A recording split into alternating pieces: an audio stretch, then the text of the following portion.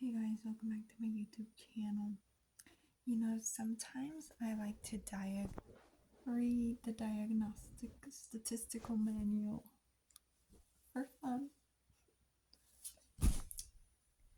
Now, all jokes aside, this is true facts. Sometimes I do like going through this baby. Even though it's been updated, I realize it's been updated. I saw it under a trash can at a school. It's a gray book now. But I don't know, I think they slightly change things, or they change, some of the things slightly change and other things they kind of update it. I don't know, there might be like more diagnostic criteria or other specifiers or prevalence or the development course prognosis, comorbidities, can't really put a finger to it because I've never really got into it, but yeah. Anywho, so the other day I was thinking, I don't know what made me grab this book. Oh yeah, I was looking in the garage and I was looking through my college textbooks and I saw this and I was like, ooh, I kind of wanted to take a look at it, but didn't really get into it. But it's because I really liked this class in college. It was one of those classes that I really had to study. I really had to come up with like some system to study because this class consisted of 3 exams. One at the beginning, one was a midterm, and the last was the final. And these are not easy tests. Like literally, we would get tested on each disorder, and the questions were very specific and very, there's like some disorders where like some of the symptoms overlap each other. So then it's like, some of the questions on the test was like, which of the disorders which of the disorders does not include this symptom, and then it'll give you the list of the symptom. It'll list off the symptom, and then you have to decide which symptom is not part of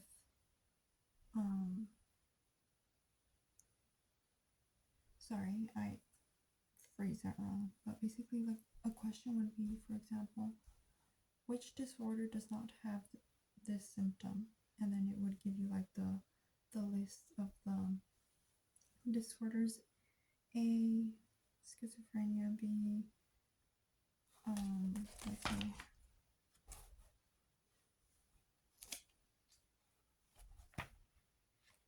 schizoaffective. C, delusional disorder, and then it would be, other questions would be like, what is the prevalence, what is the prevalence of this specific disorder, and then it would give you like percentages, and you're like, oh, I've seen these percentages, but which one is it,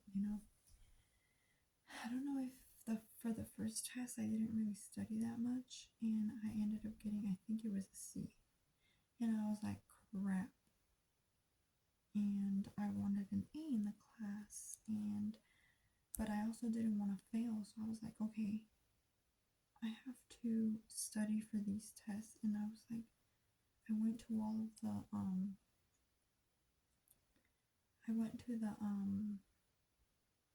study sessions. I wrote like never before. I rewrote all of my notes, and I came up with like stories to help me with the studying.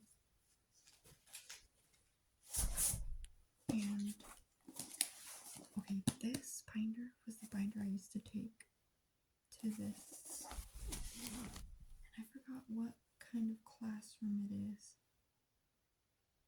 but it's like where there's like so many shoot, I can't remember the name of it. But basically, there's like a stage up front, and then they're like in bleachers, not bleachers, but like in the movies, you walk in and it's like the closest seats to the front are on the bottom, then it gradually goes up. Shoot, there's a name. There's a name for it, I forgot. But anyways, okay, so I found this too, and I was looking through my things, and then I was like, no.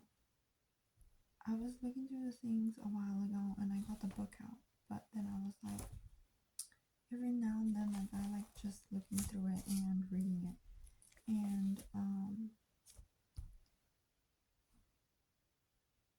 then I remembered this, and I was like, I need to go find this thing, this binder with all of the, because it's very interesting, and I'm like, I think I already talked about it, and, but freaking, I can't find, I'm so sad, because I opened it, and I thought this would have all of it, but no, this just has a portion, and I do remember, thinking back, I remember having to print so many.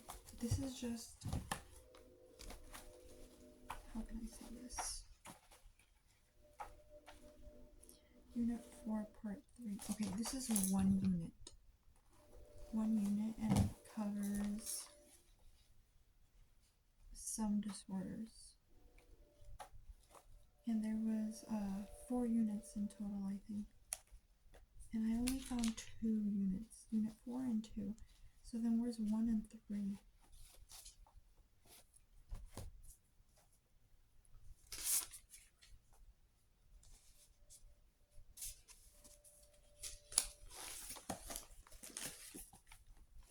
Started off with obsessive compulsive disorder. And I wanted to find it like the in order type thing, because I remember the first unit included things like what some terms in this book, like the meaning of the terms, and just basic information for you to understand this, So for example, let me see, diagnostic features.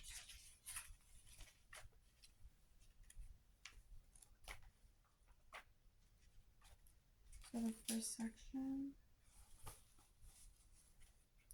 yeah, and it has it in the book too.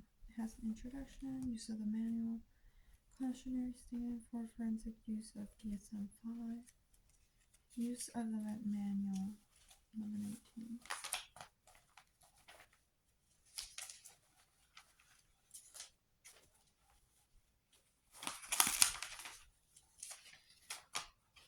Use of the manual, and then there's definition of a mental disorder, criterion for clinical significance. The criteria basically kind of like a checklist of the things that are to be considered for a mental disorder. And I think it's that portion of the disorders. So for example, I just flipped it to some random one. Persistent depressive disorder, and then it has diagnostic criteria, and then it tells you specifically what to look for in the disorder. And it lists off a whole bunch of kind of like symptoms. It says this disorder represents a consolidation of DSM-5 defined chronic major depressive disorder and dysthymic disorder. A, depressed mood for most of the day, and you need to have a certain amount of these symptoms in order for it to be considered this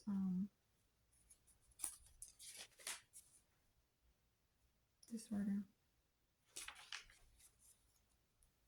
So that's the criterion part. And then they're even within the criterion, the criteria, there's like very specific things to look for. So, for example, A, depressed mood for most of the day for more days than not, as indicated by either subjective account or observation by others for at least 2 years. And then it gives you a note. In children and adolescents, mood can be irritable and duration must be at least 1 year. So specifically has to be 2 years for an adult, 1 year for a child. Could be self-indicated or indicated by others, suggested by other people. Like, yeah, they've been depressed for at least 2 years. Then they have B, presence while depressed of 2 or more of the following. Poor appetite or overeating, so one or the other. 2, insomnia or hypersomnia.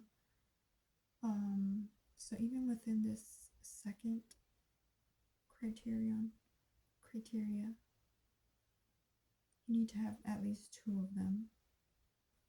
Low energy or fatigue, low self-esteem, poor concentration or difficulty making decisions, feeling of hopelessness. And then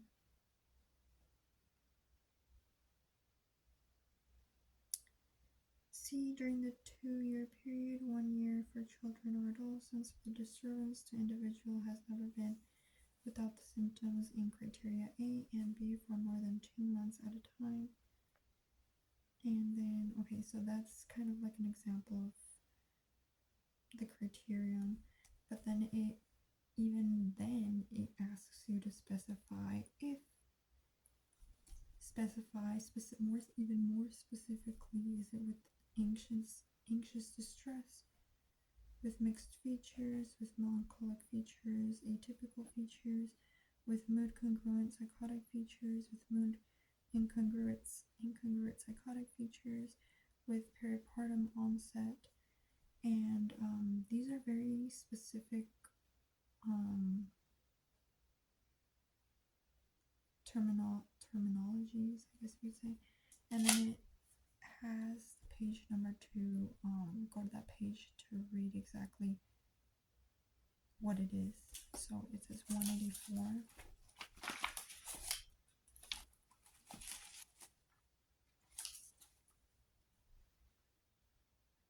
Specifiers for depressive disorders with anxious distress, and then it gives you example. Anxious distress is defined as the presence of at least 2 of the following symptoms during the majority of days of a major depressive episode or persistent depressive disorder, dysthymia. And then it gives you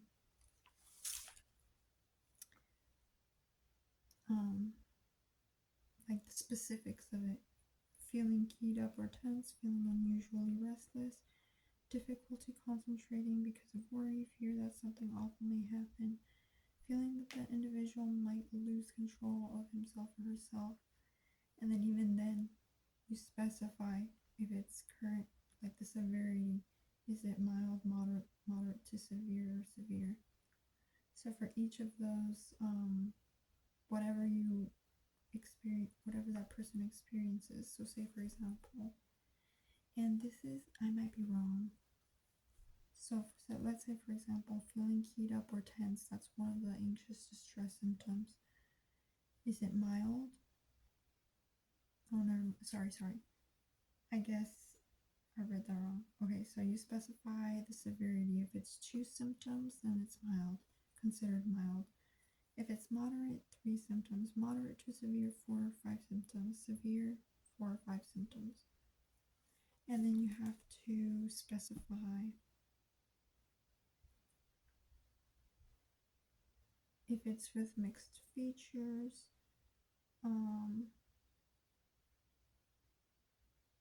So by mixed features, I'm assuming it's lows and highs, because of what it says here. Elevated, expansive mood, inflated self-esteem or grandiosity, more talkative than usual or pressure to keep talking, flight of ideas or subjective experience that thoughts are racing, increased energy or goal-directed activity, socially at work or in other situations. So there is so that is exactly what Unit 1 had. It went into detail about how it works, basically, how the manual works.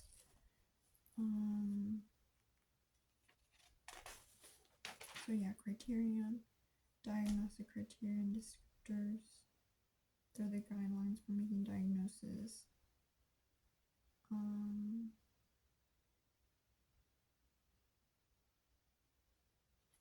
Subtypes and specifiers.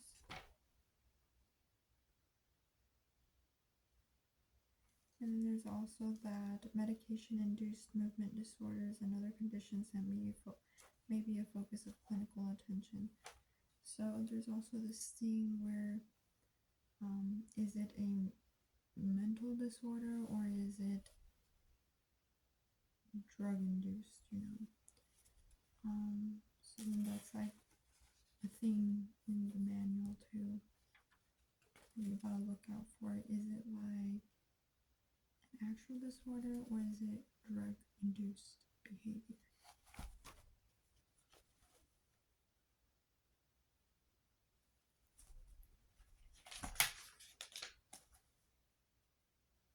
Also, comorbidity, if it is a co-occurring mental disorder. So, for example, is it an anxiety disorder and a type of depressive disorder?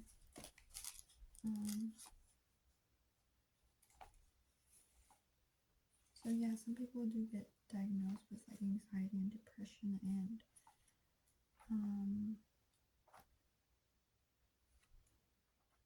other could be schizophrenia, or it could be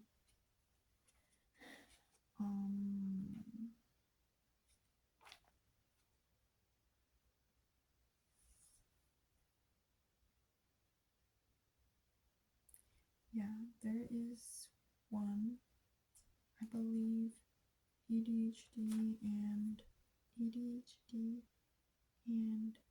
autism get diagnosed together too, which I still don't understand to this day. Because I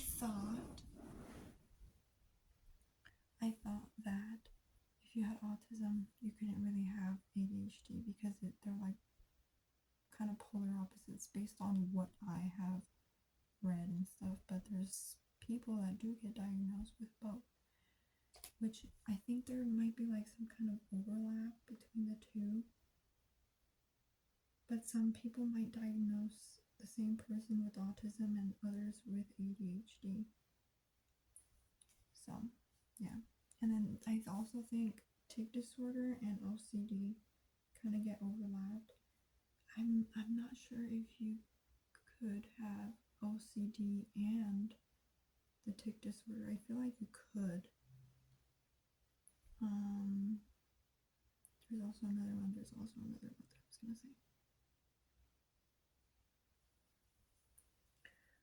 There was, oh yeah, OCD and OCPD,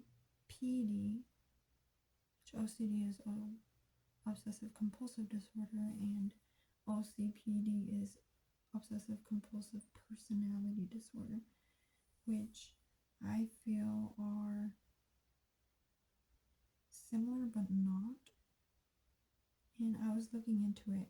I can't remember where I was looking into it. I think I was looking at it in my binder.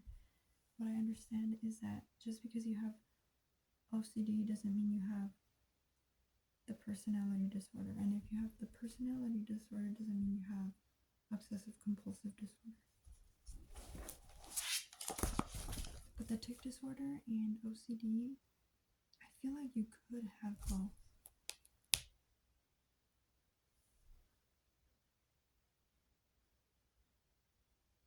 Let's see, let's look into tic disorder.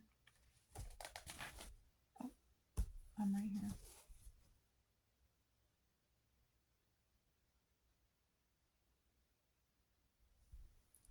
ADHD and obsessive compulsive and related disorders being particularly common. Many medical and psychiatric conditions have been described as co-occurring with tic disorders, with ADHD and obsessive compulsive and related disorders. Co-occurring with tic. Okay, so I guess that answers my question, or answers the doubt. You can have tic disorder along with OCD and ADHD. Can co-occur.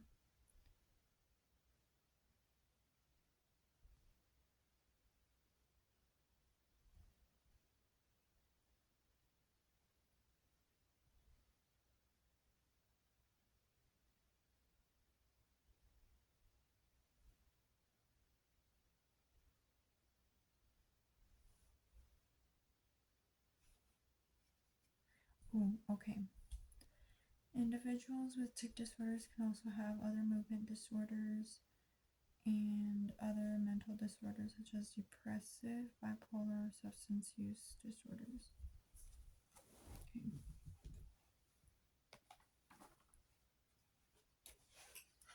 You know what I saw a video on for schizophrenia, on someone who has schizophrenia? There was a video where there's this guy with a dog. He was like, he has a support dog that helps him with the schizophrenia, and he was saying how the dog helps him when he has schizophrenia. And he said that he'll tell the dog to greet, and if the dog goes and greets the person that the person is seeing, then there's a person. But if the dog doesn't greet or respond, then that means there's nobody there, and that's how he confirms it's a hallucination. So yeah, and I thought that was very intelligent. Like, I would have never thought of a support animal being able to help someone with schizophrenia like that.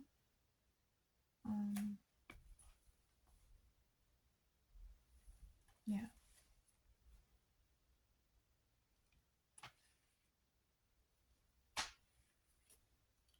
There's also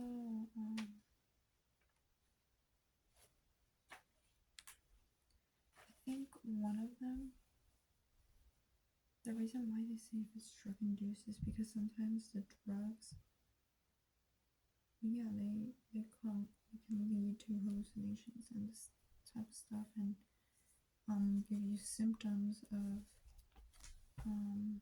mental disorders, hallucinations,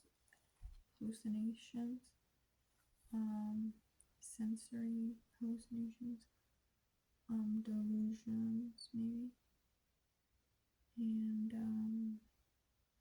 might make you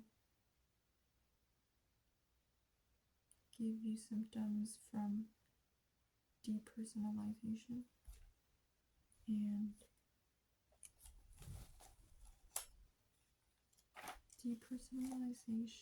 and derealization. I think they're basically kind of the same thing, if I'm not wrong.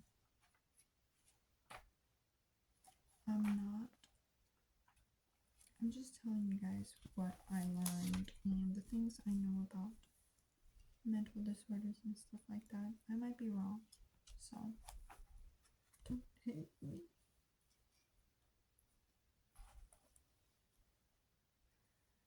So yeah, there is personality disorders where it's just person's personality that can be considered. Oh, yep.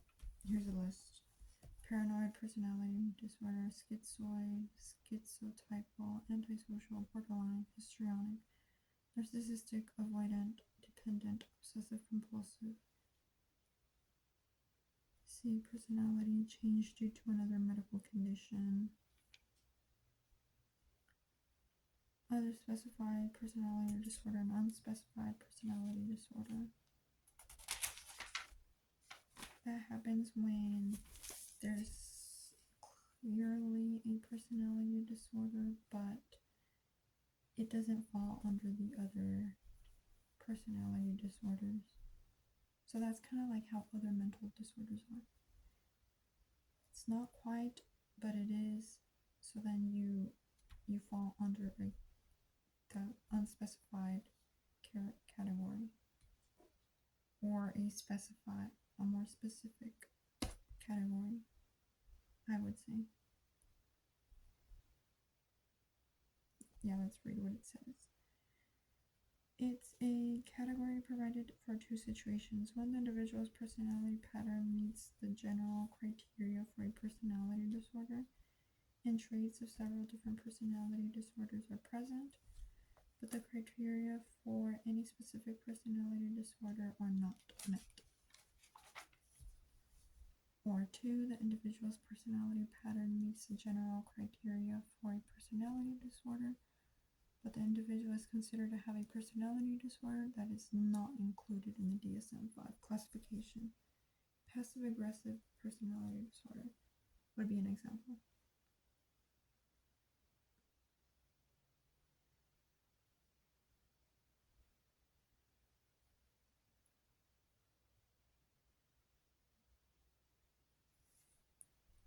Yeah.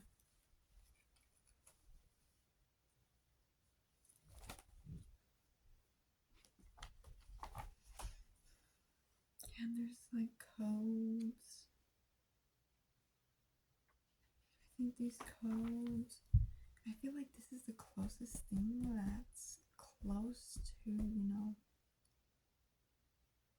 therapists or specialists for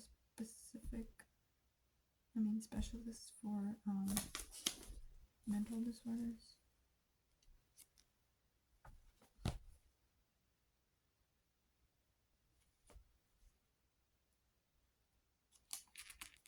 And there's something that we normally would confuse.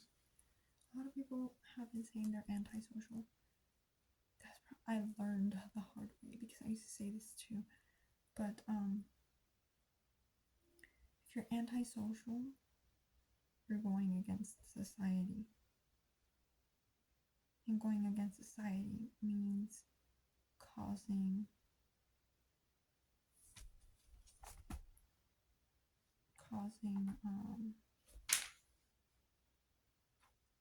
disturbances.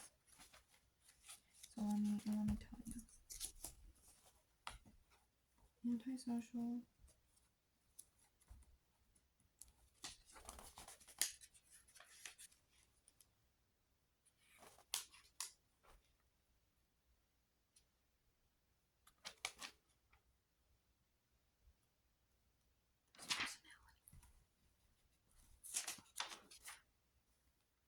neurodevelopmental intellectual disabilities, communication disorders, spectrum, attention deficit, depressive, bipolar, anxiety, trauma, stress,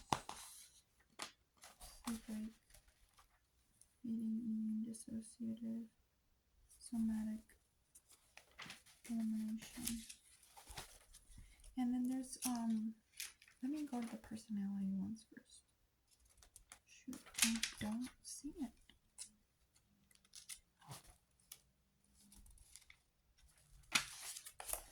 I don't remember where.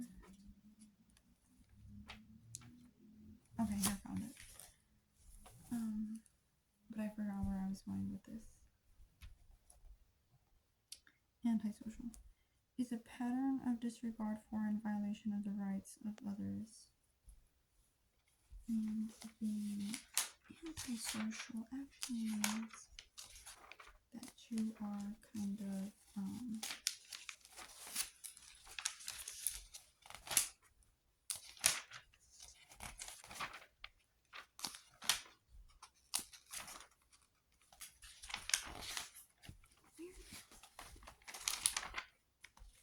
general personality disorder, paranoia, schizotypal, antisocial personality, failure to conform to social norms with respect to lawful behavior is indicated by repeatedly performing acts that are grounds for arrest. So being antisocial doesn't mean you don't like talking to people or that you're an introvert. It means that.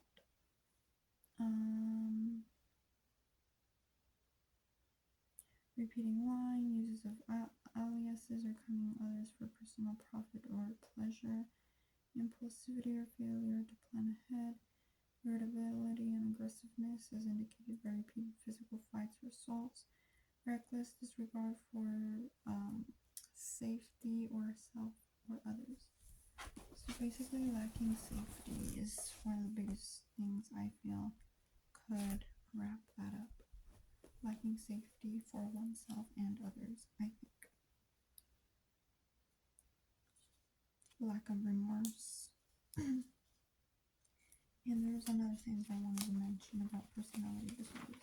So, you know when people say that they're bipolar, they mean that, oh, that person's bipolar, like, they're happy one second, then mad or angry or sad the next.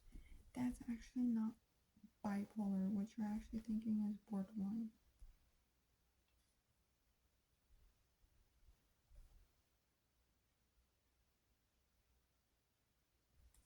Borderline.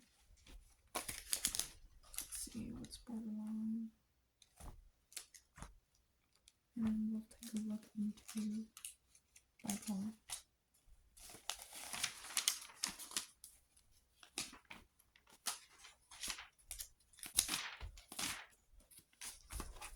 Borderline.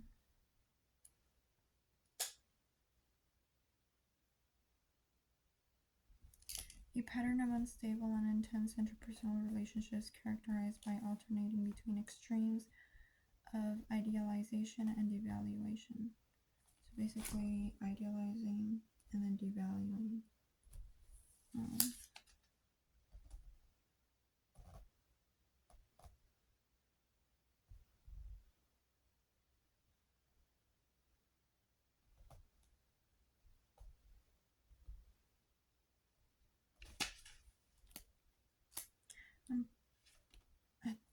I think I'm right, but I'm not 100% sure. So don't hate me or come at me. I'm learning to. Wow, it's diagnosed predominantly in about 75% in females, and this is just in the U.S. I'm pretty sure it's the U.S. statistics, not the whole world. You know what I was wondering? What is the statistics for all of the mental disorders in the USA in comparison to other countries? Like, how common is each disorder in each country? And why?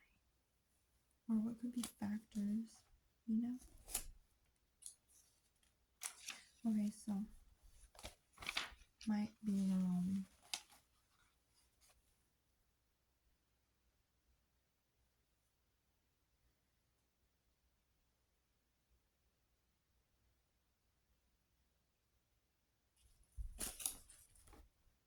Let's look at bipolar. Bipolar is not a personality disorder, it's an actual mental disorder on its own.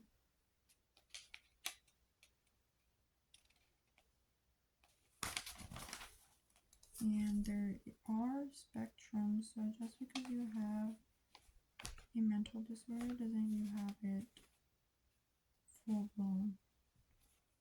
Could be mild, moderate, or severe.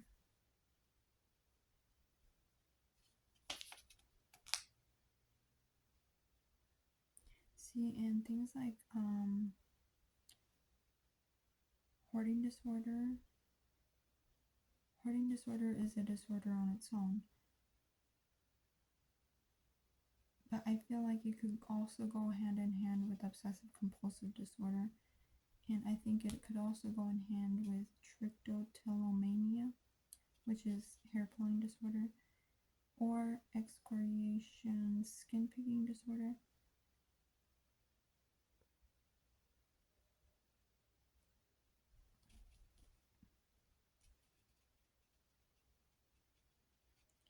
In the sense that in obsessive compulsive disorder, sometimes some of the compulsions are,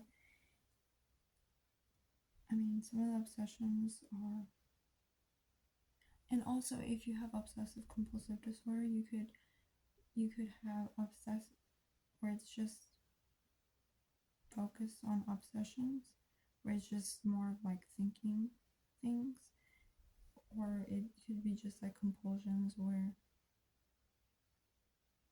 you just do things. I might be wrong. That's what I kind of understood when I was going over it. And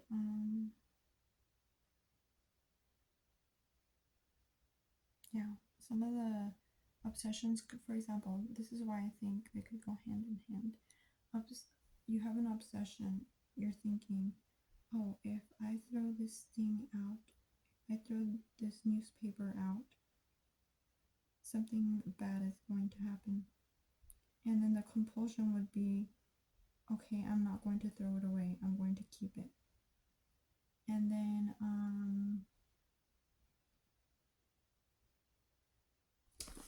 let me go back to the page. I read something interesting about it.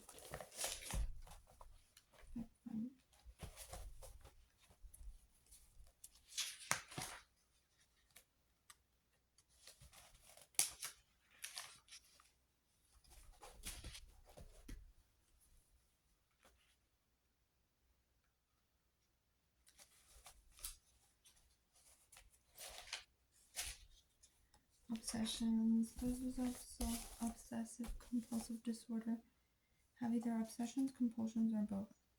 Most have both. Obsessions are recurrent and persistent thoughts, images, or urges that are intrusive and unwanted. Okay, so it's the thought. The compulsions are repetitive behaviors or mental acts that the individual feels driven to perform in response to an obsession or according to rules that must be applied rigidly, which would be the behavior. Compulsions are not connected in a realistic way with what they are designed to prevent or are clearly excessive. Okay, so then certain themes are common: cleaning, symmetry, forbidden or taboo thoughts, fear of harm. Okay, so then if we look over here with the hoarding disorder, we have that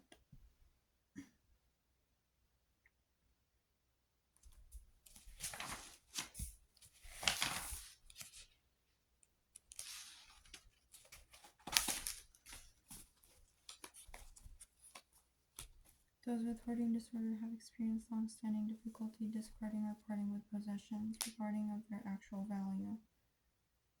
And then the reasons given for this difficulty: perceived utility of the items, perceived aesthetic value of the items, strong sentimental attachment to the items, fear of being wasteful, fear of losing important information. Lots of distress is associated with discarding the items. So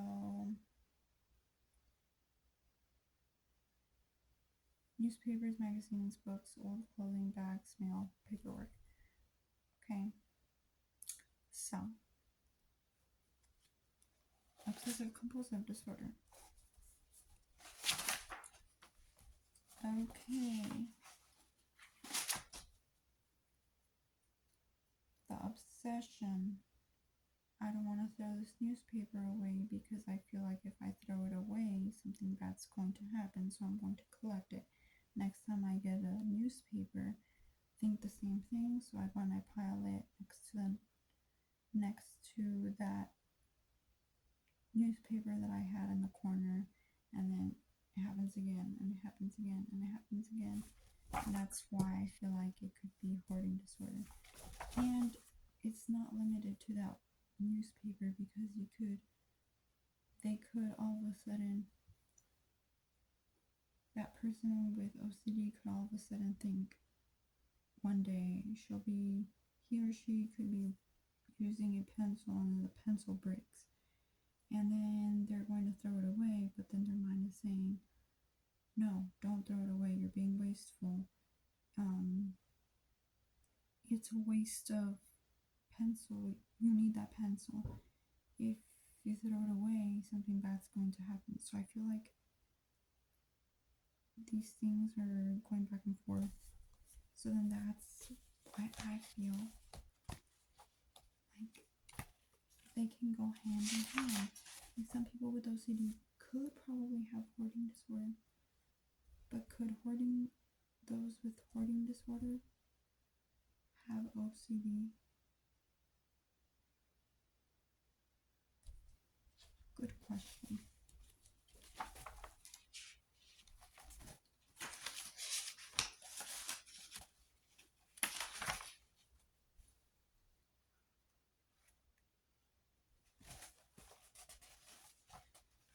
So yeah. You know what I learned about OCD too in the US? It used to be 1%, like 1% of the population has OCD. Oh, my phone's right there. I was looking for it. But anyways, the last time I checked, OCD, the occurrence here was like 1%-ish. And here, this was probably like 6 years ago, 2019.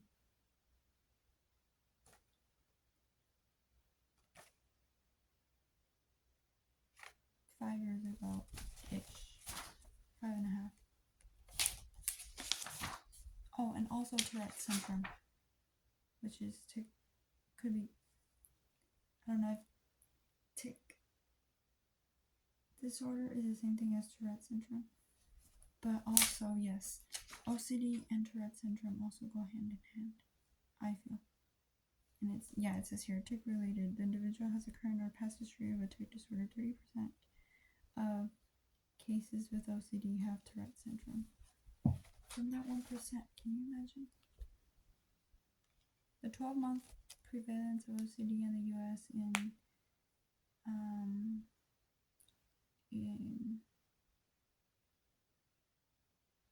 is in 1.2%. So yeah, it's a very small percentage, which would be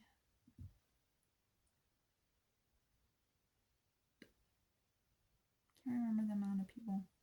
Not as common as depression. OCD is not as common as depression. Depression is more common than OCD.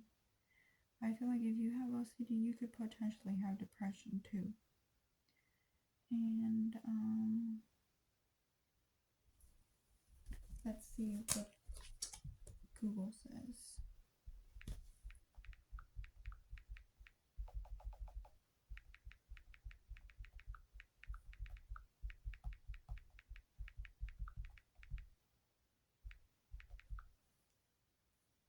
So this is just the first thing that pops up. Don't know the year, but it says OCD affects 2.5 million adults, or 1.2%. Oh, I guess it's the same thing, of the US population.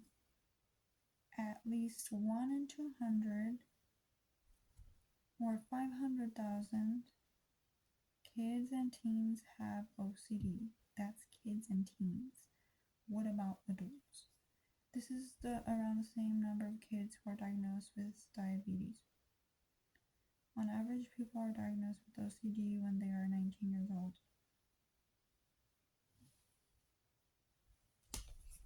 Okay.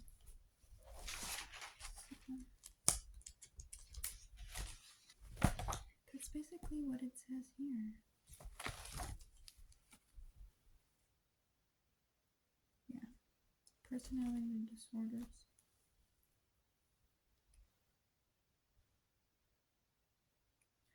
And also, I think if you know the attachment styles, there's one that's called like avoidant. I feel like if you have an avoidant attachment style, not sure actually. I wonder if you have an avoidant attachment style means you have avoidant personality disorder. I think probably not, because avoidant attachment style is specific to relationships, and avoidant personality disorder is broad to personality, or specific to personality. What is the other one? Anxious attachment style, also same thing. Just because you're anxious with relationships doesn't mean you have anxiety or an anxiety disorder, I feel.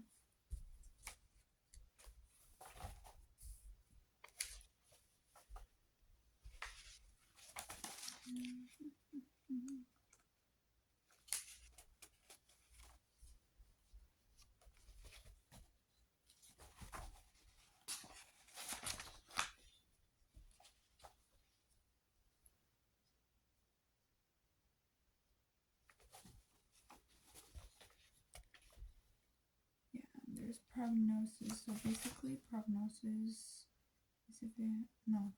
Did we use that term here? I don't think so.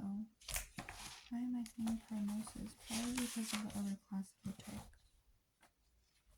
So basically,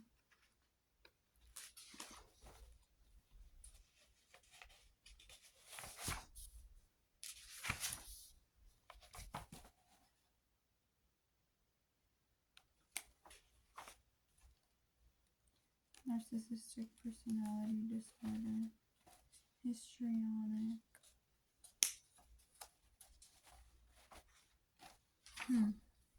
Histrionic. Some of these disorders is kind of hard to kind of remember because I feel like they're not as common as other. But look, data suggests a prevalence of 1.84 in histrionic personality disorder, which I think is a lot compared to OCD. But OCD seems to be more common than not.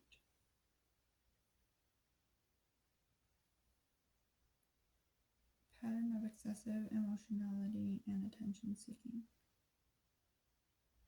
These individuals are often lively and dramatic and may initially charm new acquaintances with their enthusiasm, openness, and flirtatiousness.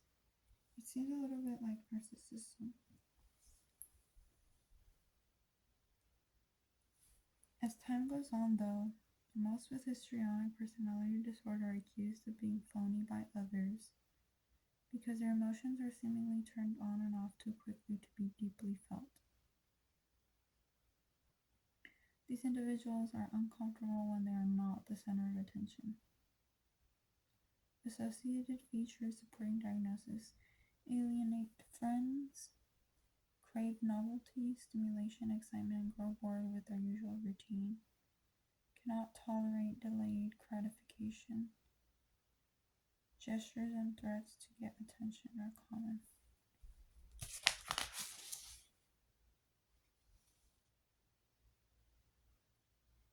But in comparison to narcissistic personality disorder, it's a pattern of grandiosity, need for admiration, and lack of empathy. So I guess that's one of the things that differentiates histrionic and narcissistic. I feel like I can't talk. Narcissistic personality disorder, a lack of empathy. Because it doesn't say that for histrionic. Those who relate to individuals with narcissistic personality disorder typically find an emotional coldness and lack of reciprocal interest. Almost always have very fragile self-esteem, want others to admire and envy them, and only enter into relationships that will advance their own purposes and enhance their self-esteem. Features supporting diagnosis: sensitive to injury from criticism or defeat, may react to criticism with disdain, rage, may have difficulty adjusting to the limitations that come with advanced age.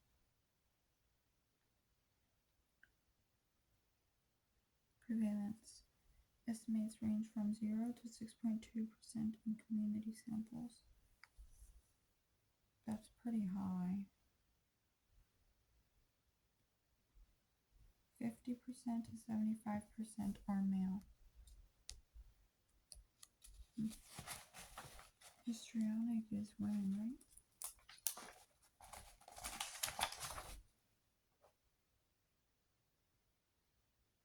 Wait, didn't say anything about male or women. Never mind. I don't know why I thought that.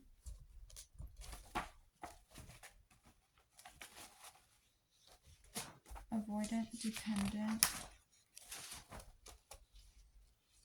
obsessive compulsive disorder. See, these two are like the attachment styles. Okay.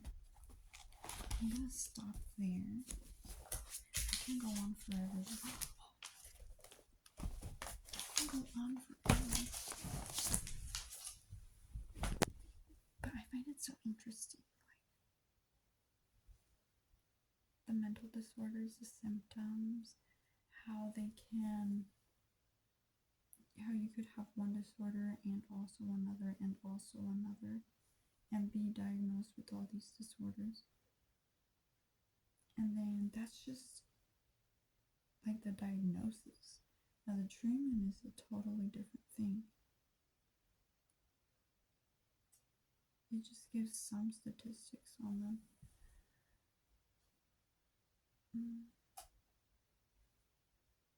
If you were to specialize in one, I feel like it would be a whole lot easier. But then again, you would need to know a whole lot about other mental disorders and take other things into consideration as well. And also on top of that, other medical conditions.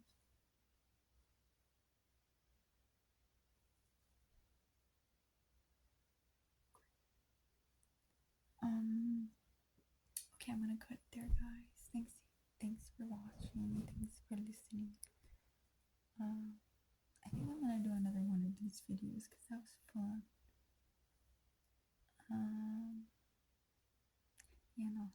I'll see you guys next time. Hope you guys had a good weekend, or having a good weekend, or enjoying yourselves. And I'll see you guys next time.